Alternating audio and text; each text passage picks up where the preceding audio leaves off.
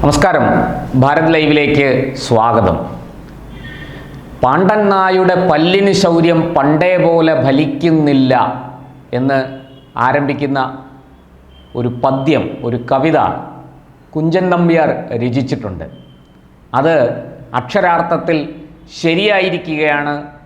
വർത്തമാനകാലത്ത് നമ്മുടെ മുഖ്യമന്ത്രി ശ്രീ പിണറായി വിജയൻ ഭരിക്കുമ്പോൾ മറ്റൊന്നുമല്ല, നുണക്കൊട്ടാരങ്ങൾ കെട്ടിപ്പൊക്കി ജനങ്ങളുടെ ശ്രദ്ധ വഴിതിരിച്ചു വിടാനും മറ്റു പലരെയും കുറ്റക്കാരാക്കി സ്വന്തം കുറ്റം മറച്ചു വയ്ക്കാനുമുള്ള അദ്ദേഹത്തിൻ്റെ ശ്രമങ്ങളാണ് പൊളിഞ്ഞുപോയത്. പൊളിച്ചതാകട്ടെ BJPയുടെ സംസ്ഥാന അധ്യക്ഷൻ രാജീവ് ചന്ദ്രശേഖറും. വിഷയം കേന്ദ്രവിരുദ്ധ പട്ടിണി സമരമാണ്. നോക്കൂ, പല സംസ്ഥാനങ്ങളിലും മുഖ്യമന്ത്രിമാർ കേന്ദ്രത്തിനെതിരെ രൂക്ഷമായ വിമർശനങ്ങൾ നടത്തുന്നതും തങ്ങളുടെ ആവശ്യങ്ങൾ സമയത്തിന് നിർവഹിക്കപ്പെടാതെ വരുമ്പോൾ അതൊക്കെ ചൂണ്ടിക്കാട്ടി സമരം ചെയ്യുന്നതും പ്രതിഷേധമുയർത്തുന്നതും പ്രക്ഷോഭം നടത്തുന്നതുമൊക്കെ സർവ്വസാധാരണമാണ്. എന്നാൽ ഒരു മുഖ്യമന്ത്രി കടം വാങ്ങാൻ കേന്ദ്രം അനുവദിക്കുന്നില്ല എന്ന് പറഞ്ഞ് സമരം ചെയ്താൽ എന്തു ചെയ്യും? ഒന്ന് ആലോചിച്ചു നോക്കൂ. ഒരു സംസ്ഥാനത്തിൻ്റെ ഭരണാധികാരി, നമ്മുടെ ഫെഡറൽ സംവിധാനം അനുസരിച്ച് സംസ്ഥാനങ്ങൾക്ക് വലിയ പങ്കുണ്ട്, വലിയ അധികാര പരിധിയുണ്ട്. അങ്ങനെയുള്ള ഒരു സംസ്ഥാനത്തിൻ്റെ മുഖ്യമന്ത്രി കേന്ദ്ര സർക്കാരിനെതിരെ സമരം ചെയ്യുന്നു, പട്ടിണി സമരം. എന്തിനാണ്? കടം വാങ്ങാൻ അനുവദിക്കുന്നില്ല എന്ന്. ഇതിനൊക്കെ ചില നിയമങ്ങളുണ്ട്. അല്ലാതെ പാർട്ടി സ്റ്റഡി ക്ലാസ്സുകളിൽ നൽകുന്നതനുസരിച്ചുള്ള നിർദ്ദേശങ്ങൾ നൽകുന്നതനുസരിച്ചുള്ള മെയ്വഴക്കമോ അഭ്യാസമോ അല്ല ഭരണം. രാജ്യത്ത് ഭരണഘടനയുണ്ട്. ആ ഭരണഘടനയ്ക്ക് കീഴിൽ വകുപ്പുകളുണ്ട്, വ്യവസ്ഥാപിതമായ സംവിധാനമുണ്ട്. അതനുസരിച്ച് വേണം ഓരോ കാര്യങ്ങളും ചെയ്യാൻ. അല്ലാതെ അമ്മായിയപ്പൻ്റെ വീട്ടിൽ വിരുന്നിന് പോകുന്നത് പോലെ നിസ്സാരമല്ല ഭരണം എന്ന് എല്ലാ രാഷ്ട്രീയ പാർട്ടികളും മനസ്സിലാക്കണം. അങ്ങനെ മനസ്സിലാക്കിയില്ലെങ്കിൽ കൊമ്പും കുഴലുമെടുത്ത് കേന്ദ്രത്തിനെതിരെ സമരം നടത്താൻ പോയി നാണം കെട്ട അവസ്ഥ ഉണ്ടാകും. ഇവിടെ മറ്റൊന്നുമല്ല, കേന്ദ്രം ആവശ്യത്തിന്, അതായത് കേരളത്തിന് അനുവദിക്കാനുള്ള പണം അനുവദിക്കുന്നില്ല. കേന്ദ്രം കേരളത്തെ വരിഞ്ഞു മുറുക്കുന്നു, ശ്വാസം മുട്ടിക്കുന്നു, സാമ്പത്തികമായി തകർക്കാൻ ശ്രമിക്കുന്നു. നോക്കൂ, ഒരു കേന്ദ്ര സർക്കാരിന് അതിൻ്റെ കീഴിലുള്ള സംസ്ഥാന സർക്കാരിനെ സാമ്പത്തികമായി വരിഞ്ഞു മുറുക്കി ഞെരിച്ച് ശ്വാസം മുട്ടിച്ചിട്ട് എന്ത് കിട്ടാനാണ്? അതുകൊണ്ട് എന്ത് നേട്ടമാണ് ഒരു കേന്ദ്ര സർക്കാരിനുണ്ടാവുക? നമ്മുടെ രാജ്യത്ത് നിയമം മൂലം സ്ഥാപിതമായ ഭരണഘടനയും അതിന് താഴെ വകുപ്പുകളും ഭരണ സംവിധാനവുമൊക്കെ ഉണ്ട്.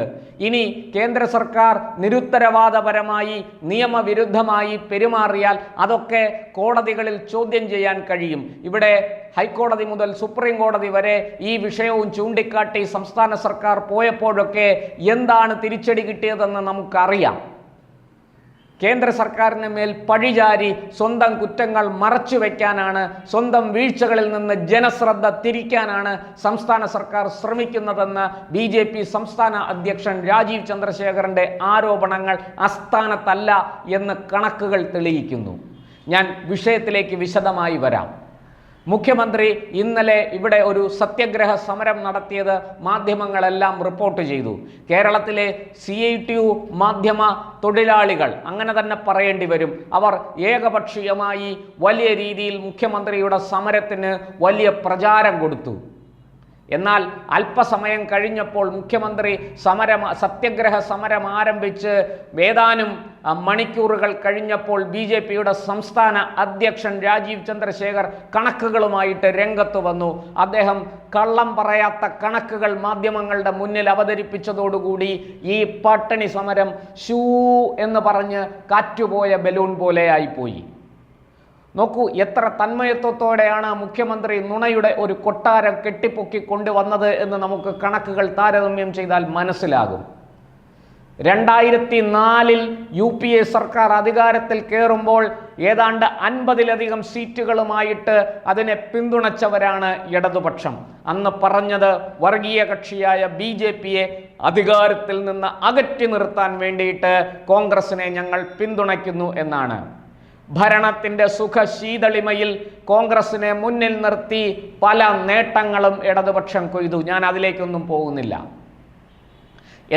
തുടർന്ന് 2009 ഇടതുപക്ഷത്തിൻ്റെ സഹായമില്ലാതെ കോൺഗ്രസ് മറ്റ് സഖ്യകക്ഷികളോടൊപ്പം അധികാരത്തിൽ വന്നു. അങ്ങനെ 5-10 വർഷം UPAയുടെ ഭരണമായിരുന്നു. ഫലത്തിൽ പ്രത്യക്ഷത്തിൽ ഭരണ പങ്കാളിത്തം ഇല്ലായിരുന്നെങ്കിലും പിന്നിൽ നിന്ന് ഇടതുപക്ഷം BJPയുടെ നേരെയുള്ള അന്ധമായ വിരോധം മുൻനിർത്തി കോൺഗ്രസിനെ പിന്തുണയ്ക്കുകയായിരുന്നു എന്ന് എല്ലാവർക്കും അറിയാം. അങ്ങനെ 10 വർഷം സുഖമായിട്ട് മുന്നോട്ട് പോയി. ഈ 10 വർഷം കേരളത്തിന് എന്ത് കിട്ടി? എടുത്തു പറയാവുന്ന ഒരു കേന്ദ്ര പദ്ധതി ഉണ്ടോ? ബ്രഹ്മോസിൻ്റെ ഒരു ചെറിയ യൂണിറ്റ് തിരുവനന്തപുരത്ത് സ്ഥാപിച്ചു എന്നുള്ളതല്ലാതെ പഴയ കെൽട്ടക്കിനെ ഏറ്റെടുത്ത് കേന്ദ്ര സർക്കാർ സ്ഥാപനമാക്കിക്കൊണ്ട്, അല്ലെങ്കിൽ കേന്ദ്രത്തിന് പദ്ധതി വിഹിതമുള്ള ഒരു സ്ഥാപനമാക്കി മാറ്റിക്കൊണ്ട് ബ്രഹ്മോസ് എന്ന് പേരിട്ട് കേന്ദ്രം ഏറ്റെടുത്തതല്ലാതെ ഒരു പ്രധാനപ്പെട്ട പദ്ധതി ഈ 10 വർഷത്തിനിടയ്ക്ക് കേരളത്തിന് തന്നത് ചൂണ്ടിക്കാണിക്കാനുണ്ടോ? അവിടെ ഈ പറഞ്ഞ മുഖ്യനും പ്രതിപക്ഷ നേതാവിനുമൊന്നും ശബ്ദമില്ല.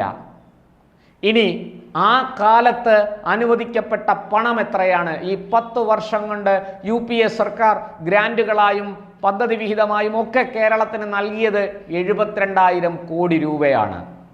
എന്നാൽ പിന്നീട് 2014 അധികാരമേറ്റ നരേന്ദ്രമോദി സർക്കാർ ഇന്നും തുടരുന്നു.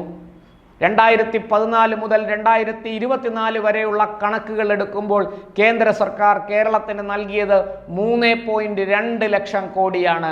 ഇതിൻ്റെ കണക്കുകൾ ഉദ്ധരിച്ചുകൊണ്ടാണ് രാജീവ് ചന്ദ്രശേഖർ പത്രസമ്മേളനം നടത്തിയത്. കാറ്റുപോയ ബലൂൺ പോലെ ആയിപ്പോയി മുഖ്യൻ്റെ പട്ടിണി സമരം. പത്രസമ്മേളനം കഴിഞ്ഞതോടുകൂടി ഈ വലിയ ഒരു കേന്ദ്ര വിരുദ്ധ ഒരു പ്രക്ഷോഭത്തിന്, ഈ പറയുന്നത് പോലെ ജൻസി പ്രക്ഷോഭം എന്നൊക്കെ പറയുന്നത് പോലെ കേരളത്തിൻ്റെ തെരുവുകളെ അങ്ങ് കത്തിക്കും എന്ന് പറഞ്ഞ് ഇറങ്ങിയ പിണറായി വിജയൻ്റെയും കൂട്ടരുടെയും അഡ്രസ് ഇല്ലാതായിപ്പോയി. അതാണ് സത്യം. ഇനി ഈ കഴിഞ്ഞ 10 വർഷത്തെ കേരളത്തിലെ, അതായത് 2016 മുതൽ മുഖ്യമന്ത്രി പിണറായി വിജയൻ്റെ നേതൃത്വത്തിലുള്ള ഭരണം നടക്കുന്നു. അത് ഏതാണ്ട് 9.25 വർഷം പിന്നിട്ടിരിക്കുന്നു. ഈ 9.25 വർഷം കൊണ്ട് കേരളത്തിൻ്റെ തൊഴിലില്ലായ്മ എത്ര വർദ്ധിച്ചു എന്നറിയാമോ? 30%. കേരളത്തിൽ PSC വഴിയുള്ള നിയമനം ഏതാണ്ട് സ്തംഭിച്ചു നിൽക്കുകയാണ്. താൽക്കാലിക അടിസ്ഥാനത്തിൽ പാർട്ടിക്കാരെ കുത്തിക്കയറ്റുകയാണ്, തിരികെ കയറ്റുകയാണ് സർക്കാർ ലാവണങ്ങളിൽ. ഇതിങ്ങനെ നിർബാധം തുടരുകയാണ്. പേരിന് പുട്ടിന് പീര പോലെ എന്ന് നമ്മൾ ഉപമിക്കുന്നത് പോലെ ഇടയ്ക്കിടയ്ക്ക് PSC വഴി ചില നിയമനങ്ങൾ നടത്തും. എന്നിട്ടത് കൊട്ടിഘോഷിച്ച് പരസ്യവും കൊടുക്കും പത്രങ്ങളിലടക്കം.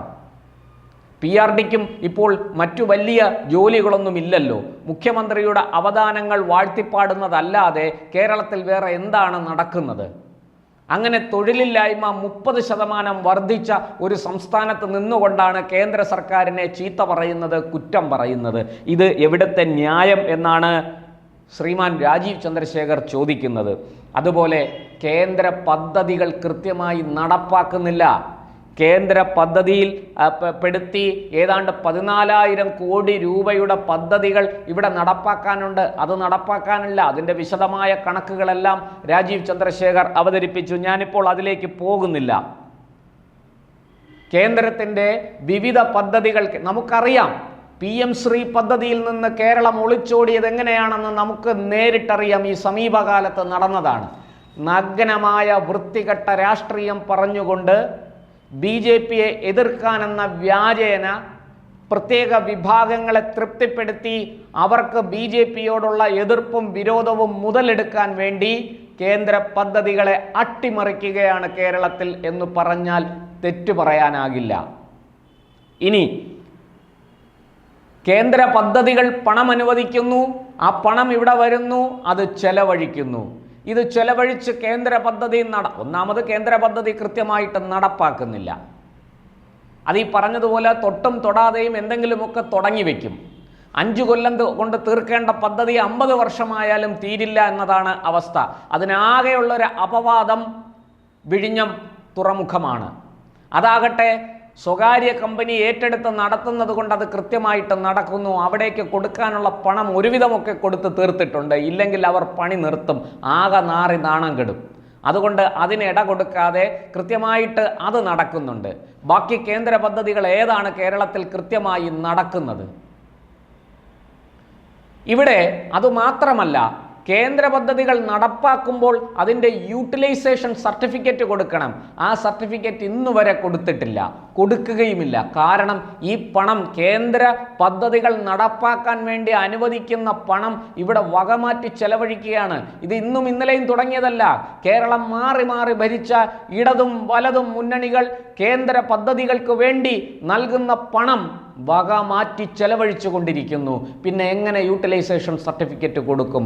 കേന്ദ്രം 500 കോടി തന്നു, ശരി, ഈ 500 കോടി ആ പദ്ധതി നടത്തിപ്പിൽ എങ്ങനെയൊക്കെ ചെലവഴിച്ചു, എവിടെയൊക്കെ ചെലവഴിച്ചു, കണക്ക് വേണ്ടേ? ഈ കാര്യം ചൂണ്ടിക്കാട്ടുന്നത് കേന്ദ്ര സർക്കാരാണെങ്കിൽ നമുക്ക് പറയാം, കേന്ദ്രം ഭരിക്കുന്ന BJPയുടെ രാഷ്ട്രീയ ലക്ഷ്യമാണ് അല്ലെങ്കിൽ രാഷ്ട്രീയ ബുദ്ധിയാണ് എന്ന് പറയാം. കൺട്രോളർ ആൻഡ് ഓഡിറ്റർ ജനറൽ ചൂണ്ടിക്കാണിക്കുന്നു ഇക്കാര്യം. എന്ത് സമാധാനം പറയും കേരള സർക്കാർ? അങ്ങനെ യൂട്ടിലൈസേഷൻ സർട്ടിഫിക്കറ്റ് നൽകാതെ ഈ പറഞ്ഞതുപോലെ 1000 കോടിയുടെ ഒരു പദ്ധതിയായിരിക്കും. 250 കോടി ആദ്യം അനുവദിച്ചു. 2 വർഷം കൊണ്ട് ആ പദ്ധതി, ആ ഭാഗം, ഒന്നാം ഘട്ടം പൂർത്തിയാക്കി അതിൻ്റെ യൂട്ടിലൈസേഷൻ സർട്ടിഫിക്കറ്റ് കൊടുക്കണം. യൂട്ടിലൈസേഷൻ സർട്ടിഫിക്കറ്റ് കൊടുക്കില്ല, ബാക്കി പണം വരികയുമില്ല. ഉടനെ കൊമ്പും കുഴലും എടുത്ത് കേന്ദ്ര സർക്കാരിനെതിരെ, അത് UPA സർക്കാരായാലും കൊള്ളാം, NDA സർക്കാരായാലും കൊള്ളാം, നമ്മുടെ ഇടതുപക്ഷത്തെ ബുദ്ധിജീവികളും യുവജനങ്ങളുമൊക്കെ സമരത്തിനിറങ്ങും. ഈ പറഞ്ഞതുപോലെ യൂട്ടിലൈസേഷൻ സർട്ടിഫിക്കറ്റ് കൊടുത്തില്ല എന്ന കാര്യം ഭംഗിയായി മറച്ചു വെച്ചുകൊണ്ട് കേന്ദ്ര വിരുദ്ധ സമരം. പദ്ധതിക്ക് വേണ്ടി അനുവദിച്ച തുക വകമാറ്റി ചെലവഴിച്ചു എന്ന സത്യം മാലോകരറിയില്ല. ഇങ്ങനെ ആടിനെ പട്ടിയാക്കി മുന്നോട്ട് പോകാൻ സംസ്ഥാന സർക്കാരിന് ഒരു ഉളുപ്പുമില്ല. ഇനി ഇതെല്ലാം ചെയ്തു കൂട്ടിയിട്ട് നഗ്നമായ രാഷ്ട്രീയ കളി, പൊറാട്ട് നാടകം, അതാണ് കേരളത്തിൽ നടന്നുകൊണ്ടിരിക്കുന്നത്. ജനങ്ങളുടെ ശ്രദ്ധ തിരിച്ചുവിടാൻ വേണ്ടിയിട്ട് പല കേസുകളും കുത്തിപ്പൊക്കും, ചില കേസുകൾ ചവിട്ടിത്താഴ്ത്തും. ഇങ്ങനെ എന്തൊക്കെ ചെയ്യാമോ അതെല്ലാം ചെയ്ത് കേരളത്തെ മുടിപ്പിച്ച് മുണ്ടക്കോലാക്കി അതിൻ്റെ നാറാണക്കല്ല് പിഴുതു നിൽക്കുകയാണ് കേരളത്തിലെ ഇപ്പോഴത്തെ സർക്കാരും ഭരണകൂടവും എന്ന് പറഞ്ഞാൽ നമുക്ക് അങ്ങനെ പറയുന്നവരെ കുറ്റം പറയാൻ കഴിയില്ല. എന്തായാലും മുഖ്യൻ്റെ പട്ടിണി സമരം കാറ്റുപോയ ബലൂൺ പോലെയായി. രാജീവ് ചന്ദ്രശേഖർ കണക്കുകളുമായിട്ട് നേരിട്ട് വന്ന് അദ്ദേഹം തന്നെ പത്രസമ്മേളനത്തിൽ ഇതൊക്കെ വിശദീകരിച്ചു. ഇനിയെങ്കിലും ഇത്തരം ഡ്രാമകൾ, ഇത്തരം നാടകങ്ങൾ നടത്താതെ കൃത്യമായി കേന്ദ്ര പദ്ധതികൾ നടപ്പിലാക്കി മുന്നോട്ട് പോകണേ എന്നാണ് കേരള സർക്കാരിനോട് താഴ്മയായി അപേക്ഷിക്കാനുള്ളത്.